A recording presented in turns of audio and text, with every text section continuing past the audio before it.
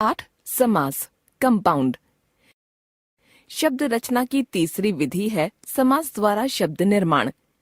इसमें दो या दो से अधिक शब्दों के मेल से एक नया शब्द बनाया जाता है, जैसे शब्द जमा शब्द नया शब्द, राष्ट्र जमा पिता राष्ट्रपिता, नीला जमा कंठ नीलकंठ, दश जमा आनन दशानन, घोड़ा जमा सवार घुड़सवार। समास प्रक्रिया में जिन दो शब्दों का मेल होता है उनके अर्थ परस्पर भिन्न होते हैं तथा इन दोनों के योग से जो नया शब्द बनता है उसका अर्थ इन दोनों से भिन्न होता है। समास की परिभाषा। समास वह शब्द रचना विधि है जिसमें अर्थ की दृष्टि से भिन्नता रखने वाले दो या दो से अधिक शब्द मिलकर किसी अन्य स्वतंत्र शब्द की रचना करते हैं। समास रचना में भाग लेने वाले पहले शब्द या पद को पूर्व पद तथा दूसरे शब्द को उत्तर पद कहा जाता है। पूर्व पद एवं उत्तर पद के योग से बनने वाले नए शब्द को समस्त पद कहा जाता है, जैसे पूर्व पद जमा उत्तर पद समस्त पद, राजा जमा पुत्र राजपुत्र, प्रति जमा दिन प्रतिदिन, जन्म जमा अंध जन्मांध, स्नान जमा गृह स्नान गृह। समास विग्रह। समस्त पद के सभी पदों को अलग अलग किए जाने की प्रक्रिया समास विग्रह कही जाती है, जैसे समस्त पद समास विग्रह। यश प्राप्त यश को प्राप्त, अकाल पीड़ित अकाल से पीड़ित, दाल चावल दाल और चावल, देशवासी देश का वासी। इस तरह आप देख सकते हैं कि समास विग्रह प्रक्रिया के दौरान दोनों पदों को अलग अलग किया जाता है, साथ ही दोनों के बीच यथा आवश्यकता कोई न कोई कारकीय चिन्ह भी लग सकता है। ध्यान रखिए, समास प्रक्रिया शब्द रचना की वह विधि है जिसमें दो या दो से अधिक शब्द मिलकर एक नया शब्द बनाते हैं। समास प्रक्रिया में भाग लेने वाले दोनों पदों या शब्दों के अर्थ भिन्न भिन्न होते हैं। समास प्रक्रिया द्वारा बना हुआ नया शब्द समस्त पद कहलाता है। समस्त पद का पहला पद पूर्व पद तथा दूसरा पद उत्तर पद कहलाता है। जब समस्त पद के पदों को अलग अलग किया जाता है तब उस प्रक्रिया को समास विग्रह कहते हैं। समास के भेद। समस्त पदों के बीच परस्पर क्या संबंध है, इस आधार पर समास के भेद किए जाते हैं। दोनों समस्त पदों के बीच प्रायः निम्नलिखित संबंध हो सकते हैं। पूर्व पद गौण तथा उत्तर पद प्रधान, पूर्व पद तथा उत्तर पद दोनों गौण तथा कोई तीसरा बाहरी पद प्रधान, पूर्व पद तथा उत्तर पद दोनों ही प्रधान, पूर्व पद कोई अव्यय शब्द, पूर्व पद गौण तथा उत्तर पद प्रधान। जिन समासों के पूर्व पद गौण तथा उत्तर पद प्रधान होते हैं उनके दोनों पद परस्पर दो तरह के संबंध के आधार से जुड़े हुए हो सकते हैं। कारकीय संबंधों के आधार पर अर्थात कारकीय संबंध युक्त समास। इस वर्ग में आने वाला समास है तत्पुरुष समास। कारकीय संबंध के अलावा किसी अन्य संबंध के आधार पर अर्थात कारकीय संबंध रहित समास। इस वर्ग में दो समास होते हैं, कर्मधारय समास तथा द्विगु समास। अब हम इन दोनों के बारे में विस्तार से चर्चा करेंगे। कारकीय संबंध युक्त समास। तत्पुरुष समास। जैसा ऊपर बताया गया, तत्पुरुष समास के दोनों पद पूर्व पद एवं उत्तर पद परस्पर कारकीय संबंधों के आधार पर जुड़े होते हैं। ये कारकीय संबंध हो सकते हैं कर्म कारक, करण कारक, संप्रदान कारक, अपादान कारक, संबंध कारक तथा अधिकरण कारक के। जब समास का विग्रह किया जाता है तब इन कारकों के चिन्ह दोनों पदों के बीच लगा दिए जाते हैं। इस तरह तत्पुरुष समास के पदों के बीच कौन सा कारकीय संबंध है, इस आधार पर तत्पुरुष समास के निम्नलिखित 6 भेद सामने आते हैं। कर्म तत्पुरुष चिन्ह को, समस्त पद विग्रह, ग्रामगत ग्राम को गत, सुख प्राप्त सुख को प्राप्त, स्वर्ग प्राप्त स्वर्ग को प्राप्त, जेब कतरा जेब को कतरने वाला, स्वर्गगत स्वर्ग को गत, गगन चुंबी गगन को चूमने वाला। करण तत्पुरुष चिन्ह से अथवा द्वारा या के द्वारा। समस्त पद विग्रह, रेखांकित रेखा से अंकित, तुलसीकृत, तुलसी द्वारा कृत। गुणयुक्त, गुणों से युक्त। शोकाकुल, शोक से आकुल। भयग्रस्त, भय से ग्रस्त। कष्ट साध्य, कष्ट से साध्य। संप्रदान तत्पुरुष, चिन्ह के लिए। समस्त पद विग्रह। यज्ञशाला, यज्ञ के लिए शाला। माल गोदाम, माल के लिए गोदाम। आराम कुर्सी, आराम के लिए कुर्सी। देशभक्ति, देश के लिए भक्ति। डाक गाड़ी, डाक के लिए गाड़ी। जेब घड़ी, जेब के लिए घड़ी। अपादान तत्पुरुष, चिन्ह से, अलग होने के अर्थ में। समस्त पद विग्रह। कार्य मुक्त, कार्य से मुक्त। विद्याहीन, विद्या से हीन। नेत्रहीन, नेत्रों से हीन। सेवा मुक्त, सेवा से मुक्त। धर्म भ्रष्ट, धर्म से भ्रष्ट। चरित्रहीन, चरित्र से हीन। संबंध तत्पुरुष, चिन्ह का, के, की। समस्त पद विग्रह। जीवन साथी, जीवन का साथी। घुड़दौड़, घोड़ों की दौड़। राष्ट्रपति, राष्ट्र का पति। गृहस्वामी, गृह का स्वामी। कवि गोष्ठी, कवियों की गोष्ठी। ग्राम पंचायत, ग्राम की पंचायत। अधिकरण तत्पुरुष, चिन्ह में, पर। समस्त पद विग्रह। पुरुषोत्तम, पुरुषों में उत्तम।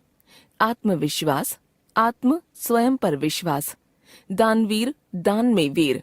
लोकप्रिय, लोक में प्रिय। आप बीती, आप अपने पर बीती। रण कौशल, रण में कौशल। कारकीय संबंध रहित समास। इस वर्ग में आने वाले समासों के बीच कोई भी कारकीय संबंध नहीं होता, अतः विग्रह करते समय समस्त पद के दोनों पदों के बीच कोई भी कारकीय चिन्ह नहीं जोड़ा जाता। जैसा ऊपर बताया गया, इस वर्ग में आने वाले समास हैं कर्मधारय समास तथा द्विगु समास। कर्मधारय समास। कर्मधारय समास के बारे में निम्नलिखित बातें ध्यान रखिए। कर्मधारय समास का भी पूर्व पद गौण तथा उत्तर पद प्रधान होता है।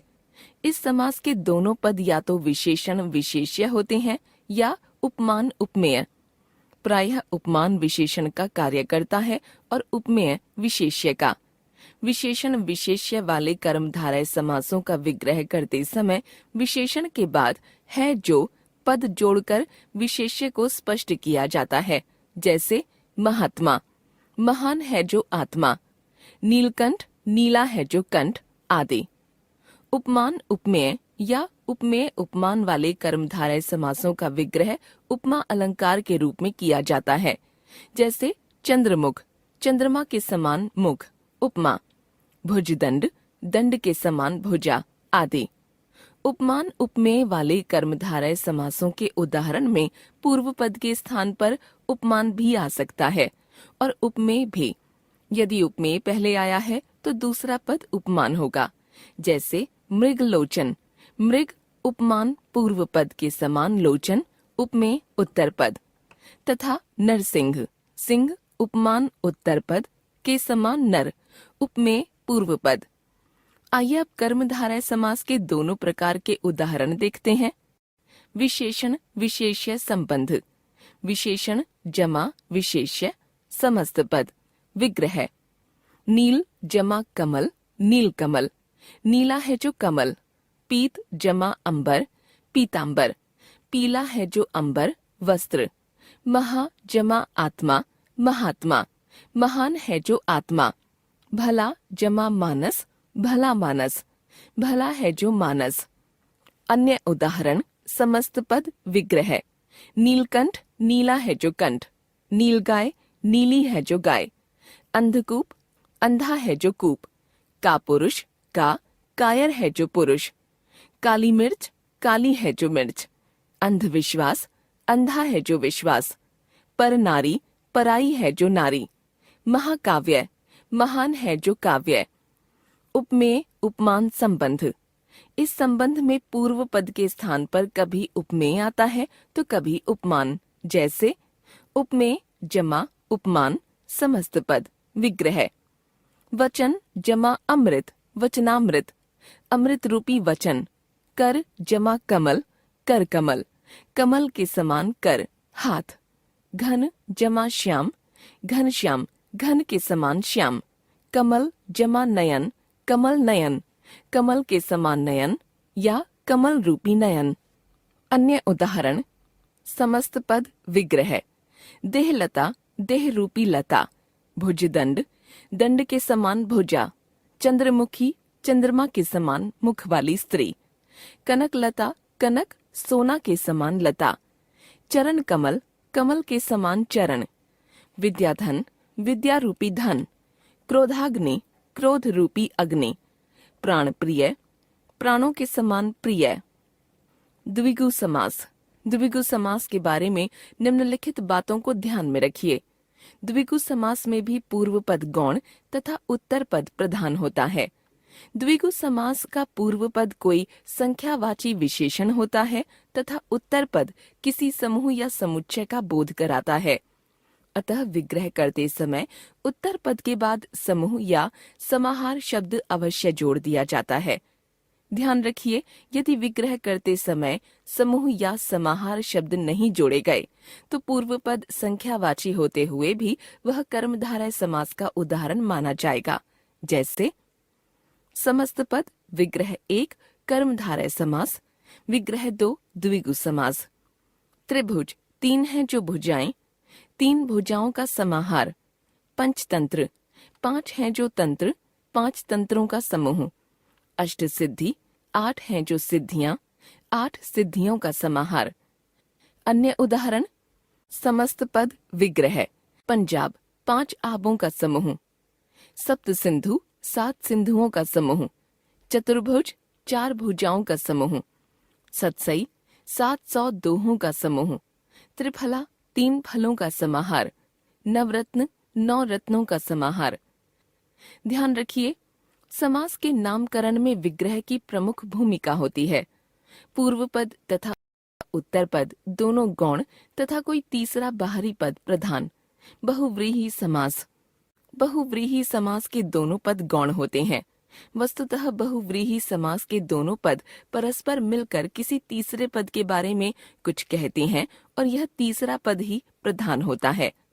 उदाहरण के लिए नीलकंठ शब्द नील तथा कंठ इन 2 पदों से मिलकर बना है। यदि इस शब्द का विग्रह नीले रंग का कंठ किया जाए तो विशेषण नीला तथा विशेष्य कंठ होने के कारण यह कर्मधारय समास का उदाहरण होगा।